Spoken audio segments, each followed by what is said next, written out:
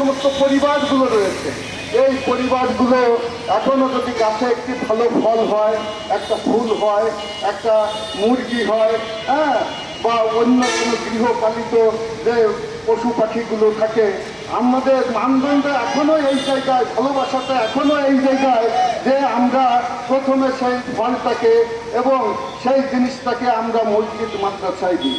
আপনারা জানেন যে মসজিদের হুজুরকে খাওয়ানোর জন্য অনেক পরিবার তারা নিজেরা ঠিক মতো খেতে পায় না, কিন্তু ওই মসজিদের হুজুরকে কিন্তু ভালো মন্দ খাওয়ায়। এবং আপনারা দেখবেন আমাদের গ্রামগুলোতে যে মাদ্রাসাগুলো রয়েছে, এই মাদ্রাসাতে যে সমস্ত ছেলেরা পড়াশোনা করে তারা আসলেই দরিদ্র। এই দরিদ্র বাচ্চারা মাদ্রাসায় থেকে তারা কিন্তু অর্থনৈতিক ভিত্তিও করে দেয়। কিভাবে? তাদেরকে সকালবেলা ওই একটা বস্তা দিয়ে এই গ্রামে নামিয়ে দেয় যে তোমরা সংগ্রহ করে নিয়ে আসো। আমাদের ওই গ্রামীণ পরিবারগুলো সেই বস্তাতে তাদের চাল এবং ধান, যে সমস্ত প্রয়োজনীয় দ্রব্য সেগুলো কিন্তু তারা দেয়। ওই বাচ্চারা সেগুলো নিয়ে ওখানে নিয়ে যায় এবং সেটি রান্না বান্না করে ওখানে তাদের খাওয়ানো হয়। এই যে বিশ্বাস গ্রামীণ মানুষের, এই মসজিদ, মাদ্রাসা, স্কুল, কলেজ, শিক্ষা প্রতিষ্ঠানের প্রতি তাদের যে ভালোবাসা, তাদের সেই বিশ্বাসের সাথে এই প্রতিষ্ঠানগুলো ইতিমধ্যে বেইমানি শুরু করেছে।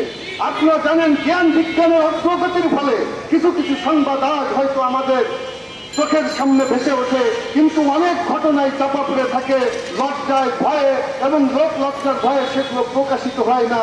তারই 2-4টি ঘটনা আমরা ইদানিং দেখি এবং সেটি নিয়েই প্রতিবাদ করি। আমরা কিছুদিন আগে দেখলাম যে একটি বোবা মেয়ে, সে মসজিদের ইমাম সাহেবকে খাবার দিতে গেল। ইমাম সাহেব কি করলো? সে শিশুটিকে ধর্ষণ করে তাকে মেরে ফেললো। আমরা আরো কি দেখি, এই যে মাদ্রাসাগুলোতে যে সমস্ত এতিম বাচ্চারা ওখানে পড়াশোনা করে, আর ওই মাদ্রাসার শিক্ষকরা তাদেরকে বলৎকার করে। আমরা বিভিন্ন শিক্ষা প্রতিষ্ঠানে এরকম চিত্র দেখতে পাই।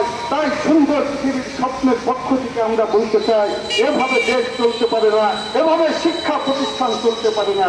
কারণ শিক্ষা প্রতিষ্ঠান কেন? শিক্ষা প্রতিষ্ঠান হলো শিশুদের নৈতিক শিক্ষা দেবে, তাদের মানবিক মূল্যবোধ তৈরি করবে, তাদের জ্ঞান বিজ্ঞানের শিক্ষা প্রদান করবে। অথচ এই শিক্ষা প্রতিষ্ঠানের শিক্ষকরা যদি তারা নিজেরাই রক্ষক হয়ে ভক্ষকের আসনে হয়, তাহলে আগামী দিনের যে ভবিষ্যৎ, এই শিশুরা তারা তো বিকলাঙ্গ হয়ে যাবে, তারা তো ধ্বংস হয়ে যাবে। আমাদের দেশের ভবিষ্যৎ বলে আর কিছু থাকবে না। তাই সুন্দর পৃথিবীর স্বপ্নের পক্ষ থেকে আমরা পরিষ্কার করে বলতে চাই যে শিক্ষা প্রতিষ্ঠানগুলোতে এই শিশুদের নিরাপত্তা ব্যবস্থা অত্যন্ত কার্যকারী করতে হবে, এবং কোন শিক্ষক এর বিরুদ্ধে যদি এই ধরনের অভিযোগ পাওয়া যায় সাথে সাথে ব্যবস্থা গ্রহণ করতে হবে। এবং শিক্ষা প্রতিষ্ঠানগুলোতে আমি দাবি করব যে ওখানে যাতে ক্যামেরার ব্যবস্থা করা হয় এবং তাদেরকে আধুনিক শিক্ষায় শিক্ষিত করতে হবে, এবং যে কোনো ঘটনার তদন্ত সুষ্ঠু বিচারের সাথে সাথে করতে হবে। সুন্দর পৃথিবীর স্বপ্ন, আগামী দিনে এইরকমই একটি বাংলাদেশের স্বপ্ন রেখে সেই স্বপ্নের সহযাত্রী আমি, আপনি, আপনারা সকলে, আমরা সবাই মিলে এই স্বপ্নের পৃথিবীর অগ্রযাত্রাকে এগিয়ে নিয়ে দেব। আপনাদের সবাইকে